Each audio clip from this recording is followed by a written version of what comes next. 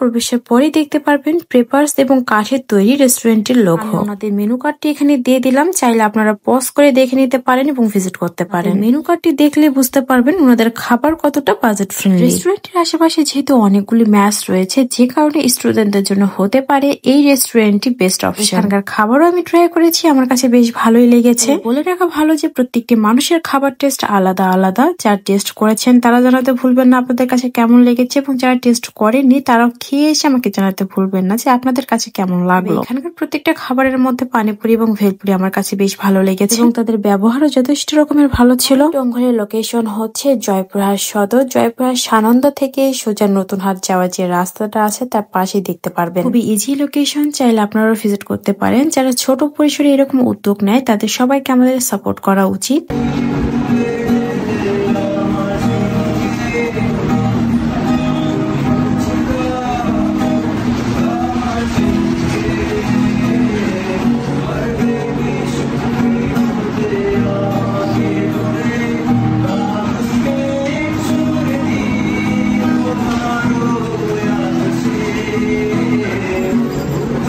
Visit করার পর আমি দেখছিলাম এই ভাইয়ারা এখানে গান গাচ্ছিল। আসলে আপনারা চাইলে ওইভাবে বসে আড্ডা দিতে পারেন। ছোট পরিসর হলেও কিন্তু বিকালের আড্ডা দেওয়ার জন্য একদম পারফেক্ট একটি লোকেশন।